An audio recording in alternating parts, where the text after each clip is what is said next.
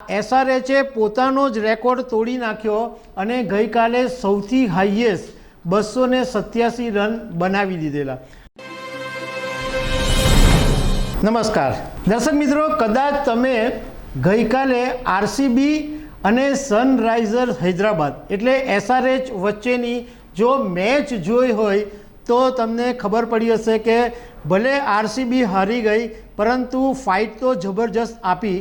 પરંતુ અમે એ વાત કરીશું કે આ એક મેચની અંદર ઘણા બધા રેકોર્ડ બની ગયા છે, તો એના વિશે હું તમારી સાથે વાત કરીશ। મારું નામ રાજેશ શાહ છે અને તમે જોઈ રહ્યા છો ખબર છે.com। દર્શક મિત્રો, આઈપીએલ 2024 ચાલે છે અને આ વખતે ઘણી બધી મેચો એટલી બધી ઇન્ટરેસ્ટિંગ બની હતી કે એક રન માટે રીતસરના રમખાણ ચાલતા હોય એવું થયું હતું। એક રન માટે મારામારી હતી અને ઘણી બધી મેચો બહુ જ ઇન્ટરેસ્ટિંગ અને રોમાંચક બની હતી। એવી જ ગઈકાલની મેચ હતી।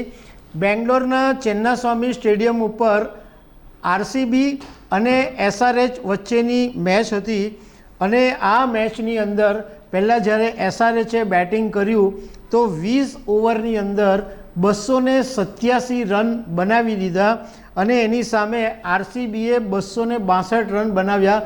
જબરજસ્ત ફાઇટ આપી, હારી ગઈ પણ લોકોએ વખાણ કર્યા। હવે આની અંદર જે રેકોર્ડ એ બન્યો સૌથી પહેલો કે સનરાઇઝર્સ હૈદરાબાદનો જ પોતાનો આ આઈપીએલ 2024નો રેકોર્ડ હતો કે મુંબઈની સામે 277 રન મારેલા। તો આ એસઆરએચે પોતાનો જ રેકોર્ડ તોડી નાખ્યો અને ગઈકાલે સૌથી હાઈએસ્ટ 287 રન બનાવી દીધેલા। બીજો રેકોર્ડ એ બન્યો કે ગઈકાલે બંને ઇનિંગ મળીને એટલે આરસીબી અને એસઆરએચ એ બંનેની ટોટલ ઇનિંગ મળીને 549 રન બન્યા। હવે આનો જે રેકોર્ડ હતો એ 2024ની અંદર એસઆરએચ અને મુંબઈ ઇન્ડિયન્સ વચ્ચેનો હતો।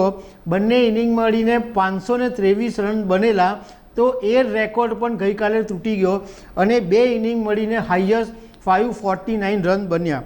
હવે ગઈકાલે સ્વાભાવિક છે કે જ્યારે આટલો મોટો સ્કોર બન્યો તો ચોગ્ગા છગ્ગાનો પણ વરસાદ થયો હતો। ટોટલી 81 બાઉન્ડ્રીઝ લાગી હતી અને એમાં 43 ચોગ્ગા અને 38 સિક્સર, બંને ટીમ મળીને 38 સિક્સર લાગ્યા હતા। આમાં આરસીબીએ પણ એક રેકોર્ડ બનાવ્યો છે। આરસીબીએ રેકોર્ડ એ બનાવ્યો કે અત્યાર સુધીમાં આટલા મોટો રનનો પીછો કરીને 250થી વધુ રન બનાવનારી દુનિયાની પહેલી ટીમ બની ગઈ છે।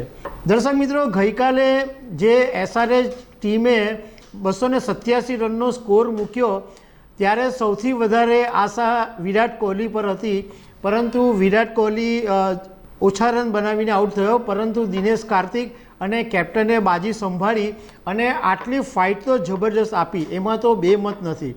તો દર્શક મિત્રો, આવી અનેક વાતો સાથે અમે તમને મળતા રહીશું। Thank you very much.